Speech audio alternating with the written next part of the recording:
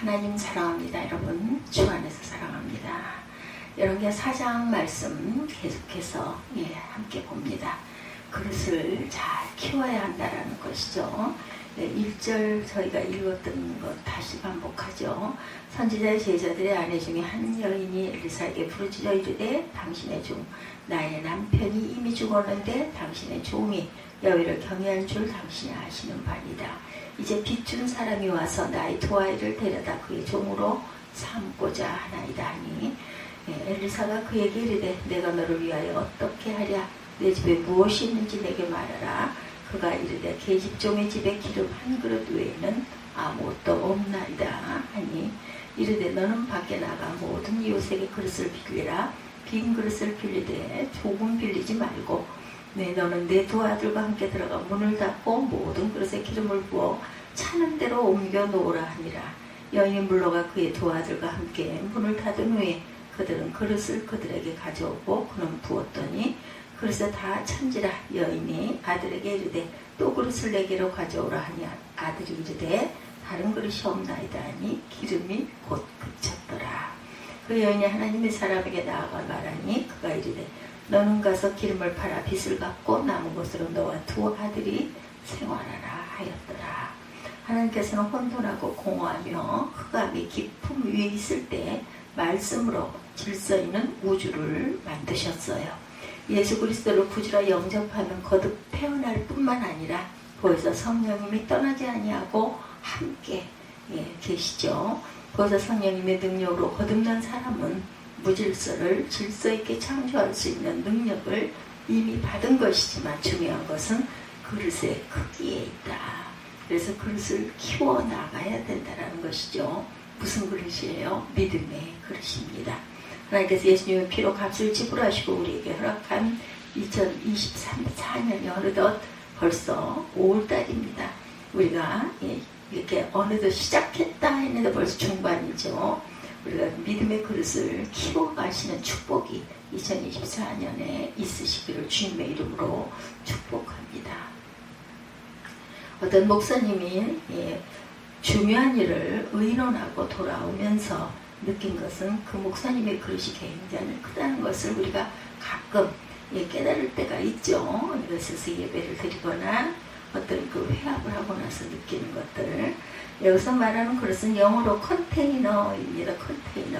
화물자동차, 화물기차 등에 사용되고 있는 컨테이너에 아무리 많은 용량을 넣고 싶어도 그릇의 용량을 초과할 수는 없어요. 그렇죠? 코이라는 비단잉어는 어항에서는 작게 자라지만 연못으로 옮기면 아주 크게 성장한다라는 것이에요. 비록 우리의 키가 2m도 되지 못하고 가슴은 두 뼘도 되지 못하지만 우리 안에 계신 그리스도를 중심으로 살면 훨씬 더 그 큰 그릇이 된다는 것이죠. 본문 말씀을 통해서 각자의 그릇을 키워서 코로나19를 우리가 지나왔어요. 그렇죠? 우리 자신들이 당면하고 있었던 기가 막힌 문제들, 교회가 당하고 있는 어려운 문제, 그리고 또한 세계가 당하고 있는 어려운 문제를 해결하는 길을 찾는 축복이 임하시기를 주님의 이름으로 축원합니다. 엘리야에게 따르는 제자들이 있었고 후계자 엘리사에게도 제자들이 있었죠. 선지자 엘리사의 제자들의 아내 중에 한 여인이 엘리사에게 부르짖는 내용이 오늘 본문이죠. 4장. 당신의 종 나의 남편이 이미 죽었는데 당신의 종이 야훼를 경외한 줄은 당신이 아시나이다. 이제 빚준 사람이어서 나의 두 아이를 데려다 그의 종으로 삼고자 하나이다. 이렇게 서연을 하죠.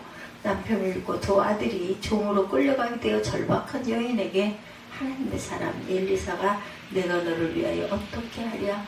내 집에 무엇이 있느냐 말하라. 이렇게 말을 하는 그런 내용이 오늘 본문의 내용입니다. 뭘 어떻게 해주면 좋겠니? 너는 가지고 있는 게 무엇이냐? 이렇게 물으시는 거죠. 뭘 가지고 있니라고 물어보세요. 여인이 계집종의 집에 기름 한 그릇 외에는 아무것도 없나이다 라고 대답을 합니다. 하나님의 사람은 3절에 너는 밖에 나가 모든 이웃에게 그릇을 빌리라. 빈 그릇을 빌리되 조금 빌리지 말고 너는 두 아들과 함께 들어가서 문을 닫고 모든 그릇에 기름을 부어 차는 대로 옮겨 놓으라 이렇게 말을 합니다. 절박한 상황에서 여인이 물러가서 그의 두 아들과 함께 문을 닫은 후에 그들은 그릇을 그에게로 가져오고 그는 부었더니 빌려온 그릇이 다 찼어요. 여인의 아들에게 또 그릇을 내게로 가져오라고 하자 아들이 이르되 다른 그릇이 없나이다 라고 하니 기름이 곧 그쳤습니다. 집에 기름을 채운 뒤 여인이 하나님의 사람에게 나가 지금까지의 사실을 말하니 엘리사는 너는 가서 기름을 팔아 빚을 갚고 남은 것으로 너와 네 아들이 생활하라 하였다라는 것이죠. 성삼위 하나님께서는 땅이 혼돈하고 공허하며 깊은 흑암의 질서 있게 깊은 흑암을 창조하셨어요. 그 하나님은 지금도 살아계신 하나님이시죠. 절박한 문제를 당한 자녀들이 하나님께 간청하면 들어주신다라는 거예요. 흑암을 어떻게 해요? 질서 있게 창조하셨다. 이것을 믿음으로 받아들이는 만큼 그릇은 커진다라는 것입니다. 하나님께서는 큰 믿음을 주시기를 원하세요. 그릇을 키우시기를 주님의 이름으로 축복합니다. 복과 축복의 기본은 과연 그럼 무엇일까? 하나님께서 주시는 복을 받기 위해서 필요한 것은 축복권자로부터 축복을 받아야 한다라는 것이죠. 합당한 자가 복을 빌어주면 하나님께서 복을 주신다라는 것. 선지자 엘리야를 찾은 여인의 믿음의 말씀드립니다. 엘리사 당시에 선지자는 존경을 받는 분위기가 아니었어요. 그 시대가. 북왕국은 시작부터 하나님을 거역하면서 나라를 시작했고 더욱 그 아합의 통치 이후에 하나님을 거역하는 문화가 극에 달한 뒤 나라가 점점 패망으로 달려갈 때 엘리사는 북왕국에서 사역하고 있었습니다. 엘리야와 엘리사를 통해서 수많은 기적과 이사가 일어났지만 사회적인 분위기는 하나님의 사람들을 존경하는 분위기가 아니었다. 국가적으로도 경제가 어려운 때 남편을 잃은 여인은 엘리사에게 찾아가서 사정을 말하고 있어요.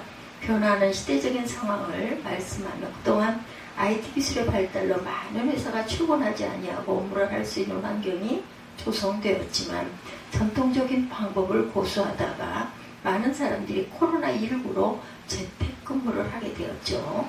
지난 이야기이긴 하지만 이렇게 흘러옵니다. 대학교를 다니는 이유는 좋은 교수, 좋은 시설, 좋은 동문을 얻기 위해서 대학을 다니죠. 근데 지금은 온라인으로 얼마든지 세계적인 강의를 들을 수 있는 시대가 되었다는 것입니다. 실제로 미국 소식이 궁금할 때 유튜브를 이용하면 해석 기사가 아니라 제1차 자료를 얼마든지 볼 수 있는 세상이 되었다는 거죠. 수많은 직업이 무너지고 새로운 직업이 다시 일어납니다. 무엇도 하나님께서 허락하신 권위들을 무시하는 모습으로 나타나고 있죠. 변동하는 사회 속에서 변하지 아니하는 것은 축복권자가 축복하면 하나님께서 복을 주시는 것입니다. 하나님은 지혜의 근본이시죠. 하나님께서 교회와 주의 종을 통해서 이 땅에 복을 주시기를 원하십니다. 변동하는 세상에서 주의 종이 축복하면 하나님께서는 복을 주신다. 목회자가 초라해 보일지라도 그가 주의 종이기 때문에 하나님께서는 권세를 주세요.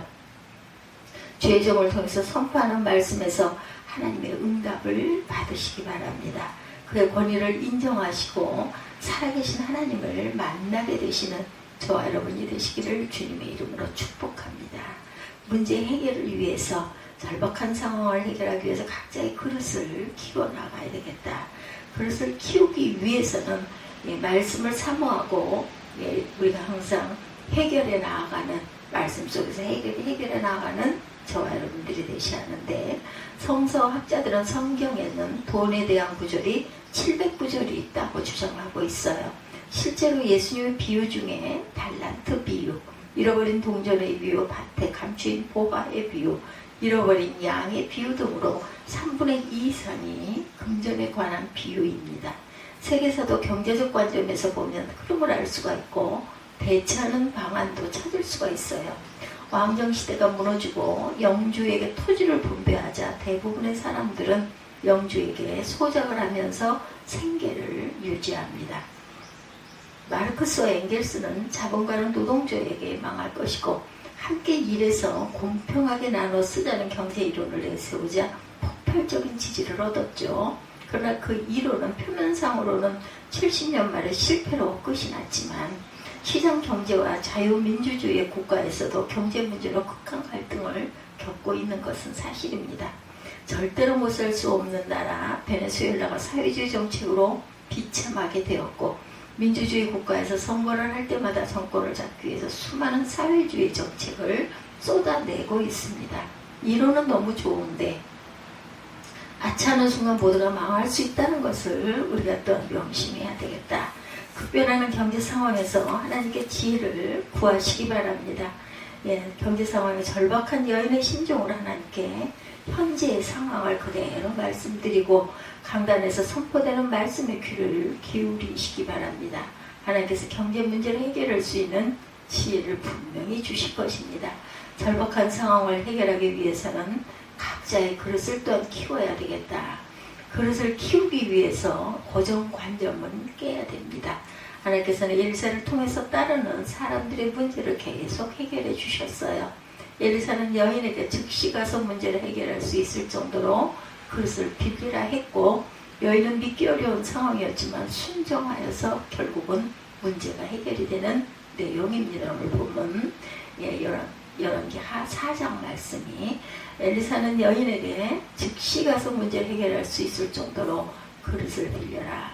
여인은 믿기 어려운 상황이었지만 온전하게 순종해서 문제가 해결이 되었다는 거죠. 우리 자신만을 바라보는 성향에서 섬기는 교회를 안고 한국교회를 품고 찬송할 수 있는 자유민주주의 통일을 품고 세계에서 펼쳐질 하나님의 나라를 품고 기도할 때 그릇이 커진다. 하나님께서는 살아계세요. 살아계시기 때문에 새로운 명령을 하고 계십니다. 문제는 우리가 그릇을 덮어버리면 우리의 고정관념으로 모든 것을 해석하면 살아계신 하나님의 음성을 들을 수가 없어요. 절박한 상황을 해결하기 위해서는 각자의 그릇을 키우셔야 합니다. 그릇을 키우기 위해서는 긍정적인 말을 하시기 바랍니다. 열왕기하 4장 6절입니다. 그릇에다 찬지라 여인이 아들에게 이르되 또 그릇을 내게로 가져오라니 아들이 이르되 다른 그릇이 없나이다 하니 기름이 곧 그쳤더라. 빈 그릇에 기름이 가득 찬 것을 본 이후에 자신의 문제뿐만 아니라 다른 제자들의 문제를 해결하고 싶은 열망을 가지고 이 사실을 고통당하는 제자들에게 알리고 그때까지 기다려달라고 했다면 기적은 계속 체험될 수 있었을 것입니다. 동일한 사건도 긍정적인 면을 말하시기 바랍니다. 동일한 사건도 하나님의 능력을 경험하는 방향으로 선포하시기 바랍니다. 살아계신 하나님의 능력을 담을 수 있는 큰 그릇이 될 것입니다. 우리를 구원하시고 지금도 기도하시는 성삼위 하나님께서는 우리의 그릇이 먼저 커지기를 원하신다라는 것. 주의 종의 축복, 부모의 축복을 사모하면서 관심 분야를 넓혀 긍정적으로 기도하고 말하면 큰 그릇이 되어서 고난의 장벽을 넘을 뿐만 아니라 변동의 시대에 쓰임받는 큰 그릇이 될 것을 주님의 이름으로 축복합니다. 기도하시겠습니다.